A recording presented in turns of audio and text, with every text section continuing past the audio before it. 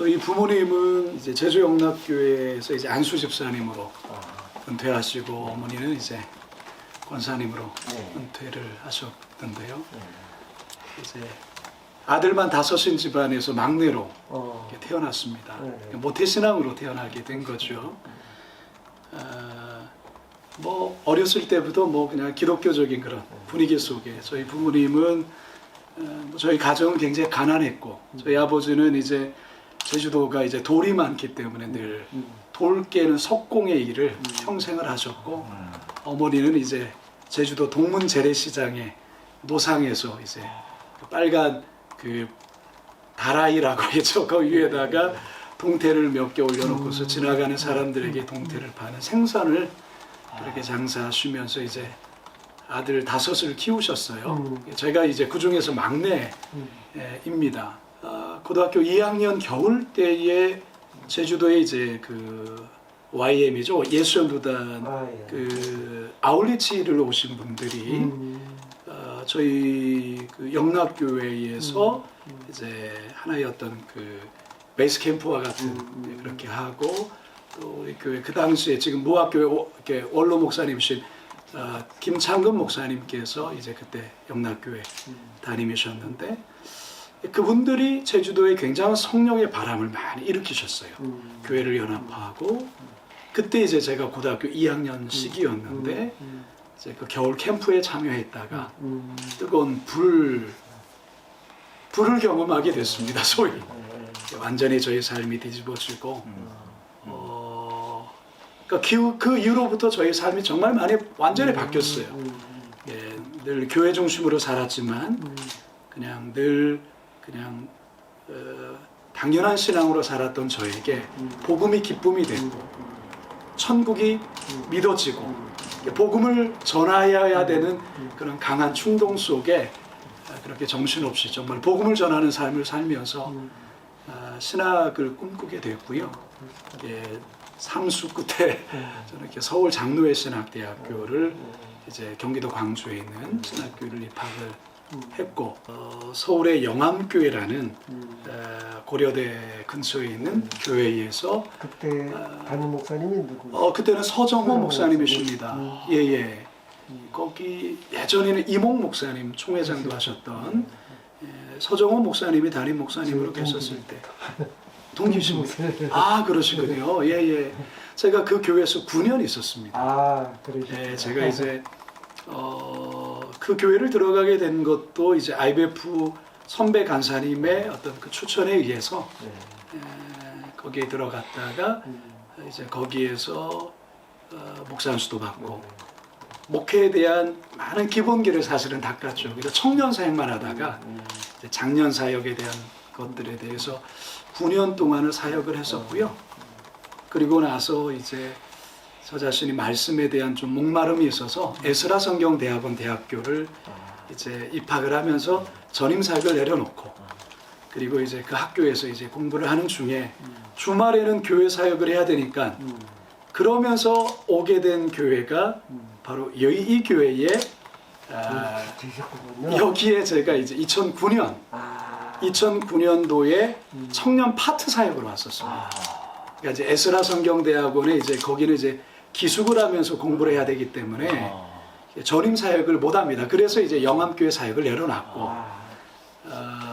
그러면서 이제 제가 말씀에 조금 더 깊이 좀 연구했으면 좋겠다. 주말만 사역을 할 수 있었기 때문에 그러던 가운데 여기에 이제 청년부 공동체 한 부서를 맡으면서 여기랑 연을 맺게 되었고 2년 동안을 파트 사역을 하고 이제 대학원 공부를 하면서 정 목사님께서 이제 교구 전임 사역을 좀 해라. 그래서 이제 3년 차가 됐었을 때에 제가 여기 전임을 부교육자를 전임을 하게 됐고요. 그리고 이제 교구 사역 3년 하고 난 이후에 충주에 있는 충일교회 담임 목사 그러셨구나. 담임 목사로 제가 2014년 2월 6일 날 담임으로 부임을 하게 됐고 거기서 4년 10개월 동안 이제 목회를 하고 저는 정말 꿈에도 생각하지 못했고요. 저는 충주 그 교회가 너무너무 재밌었습니다. 약 600명 정도 모이는 교회였는데 매해마다 하나님께서 앞숫자를 바꿔주셨고 큰 나름 부흥을 경험하게 됐고요. 광성교에서 배운 바를 그냥 접목시켰습니다. 가서 여기서 배운 대로 이제 4년 만에 한 1,100명 정도가 되었고 그러는 가운데 하나님의 은혜 속에 이제 2018년 12월 첫째 주역에 부임을 하게 됐습니다. 이게 저의 이제 신앙의 좀 여정입니다.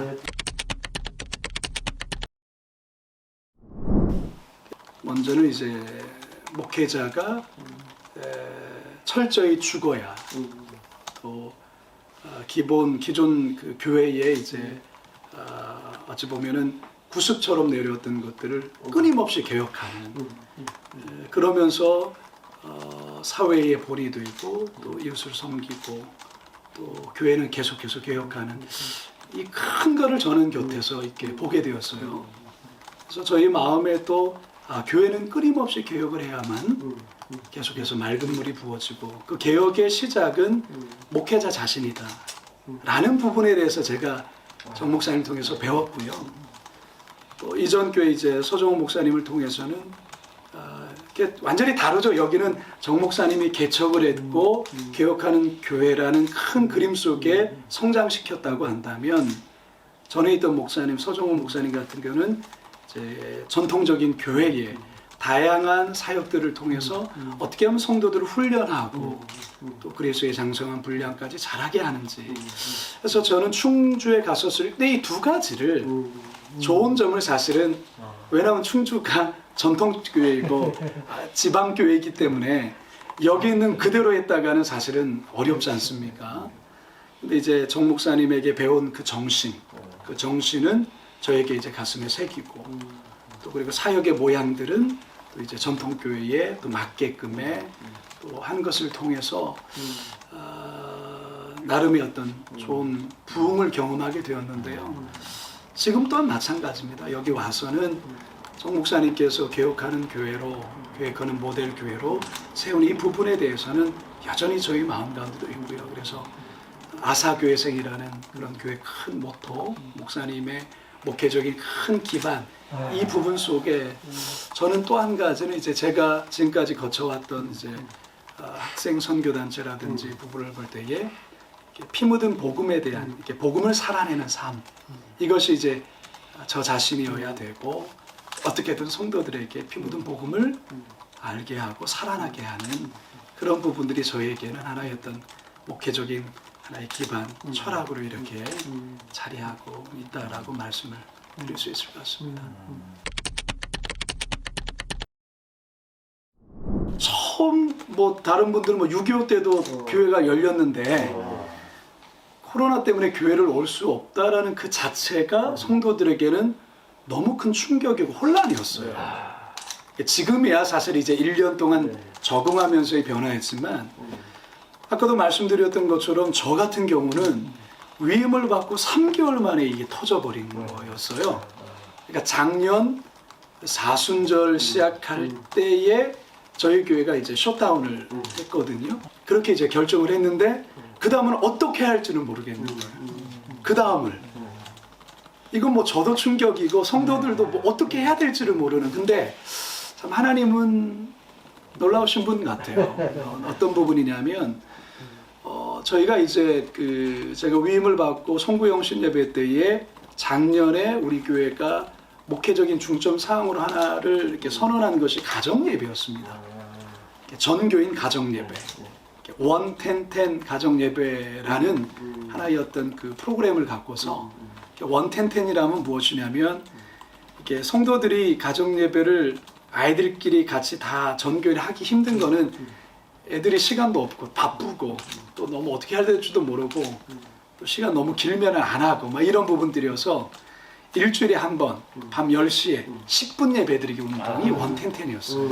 이걸 이제 제가 새해 이제 목회적인 어떤 방향으로 설정을 하고 그거를 2달 동안 행하고 있었던 때에 일이 터지게 되어지면서 하나님이 저에게 원텐텐 예배를 더 강화시킬 수 있는 기회다라는 마음을 주셨고요. 이제 셧다운을 하고 이제 사순절 시작하는 수요 예배 때부터 제가 40일 동안 유튜버가 됐습니다. 매일 밤 9시에 제가 유튜브로 가정 예배를 인도했습니다.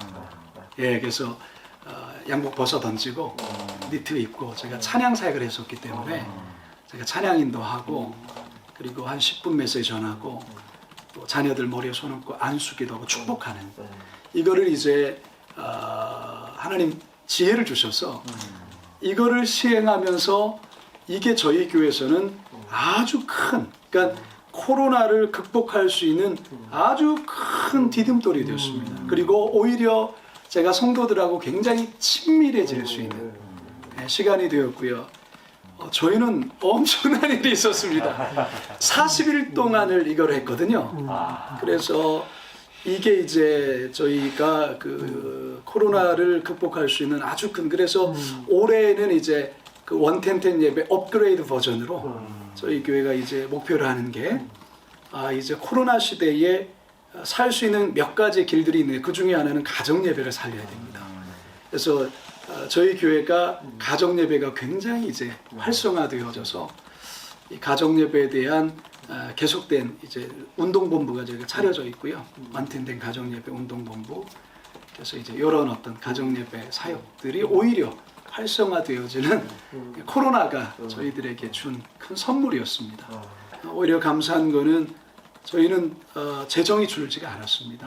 물론 코로나 이전에 이제 성도들이 이제 출입할 때 100% 나왔을 때 하는 분명히 좀 있긴 있습니다만, 네, 많이 줄지 않았습니다.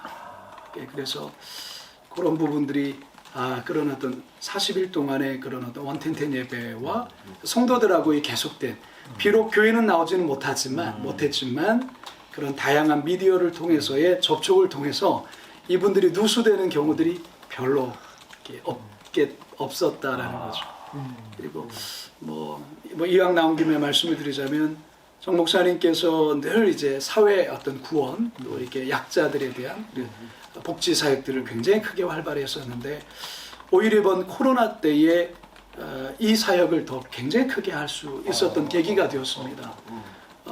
저희가 작년만 해도 선한 사마리아인 프로젝트라는 것을 실시하게 됐어요.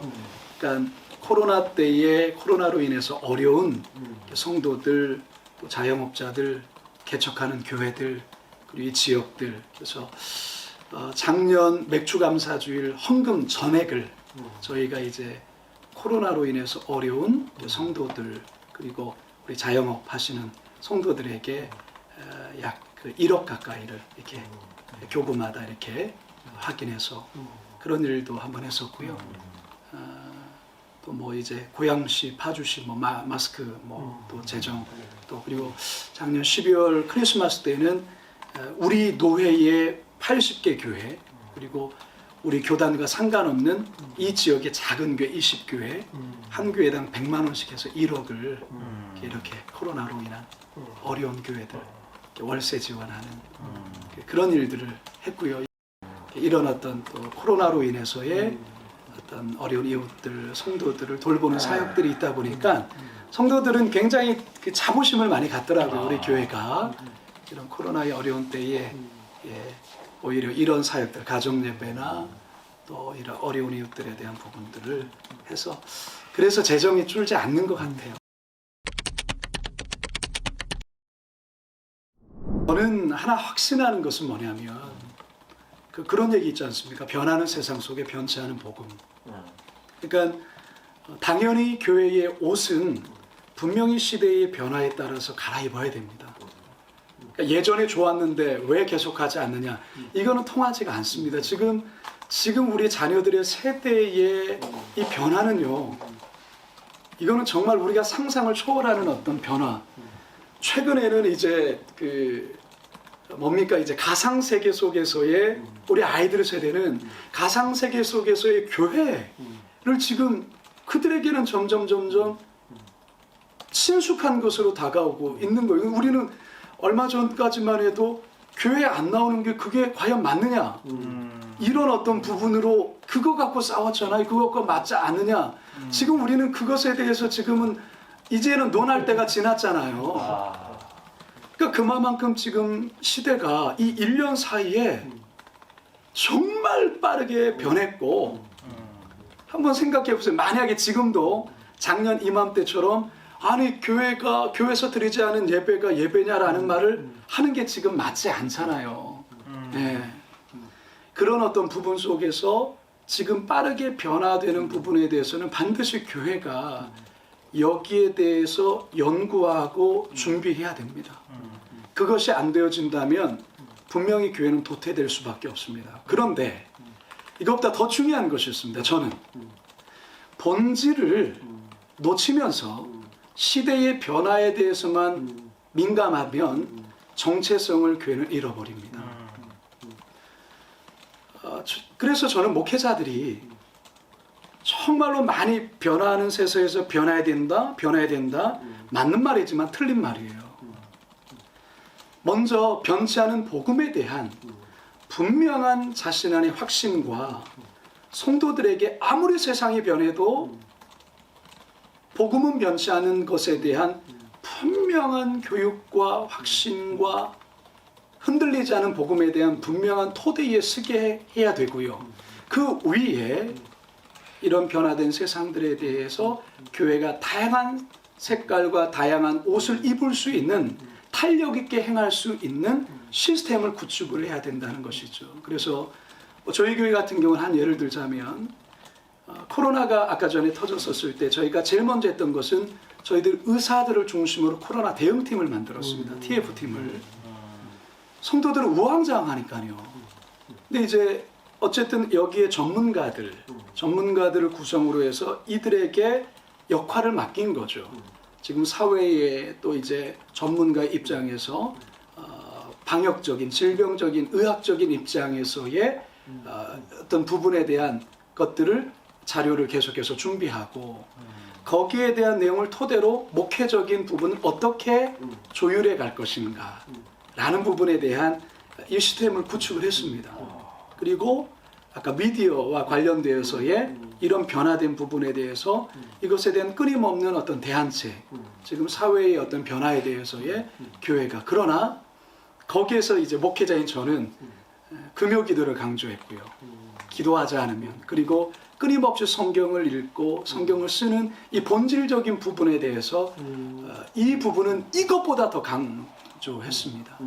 그러니까 우리 목사님께 말씀을 드리자면 분명히 변화되는, 교회는 완전히 판도가 달라지고 이제는 코로나 이후의 모습은 지금의 모습과는 완전히 다를 수밖에 없고 다른 형태의 교회가 이미 지금 많이 형성되고 있고, 그러나 그런 변화의 다양한 교회가 존재해야 되지만 본질을 잃어버리고 그런 변화된 것만을 따라가면 이것도 유행 따라 사라지게 될 것입니다.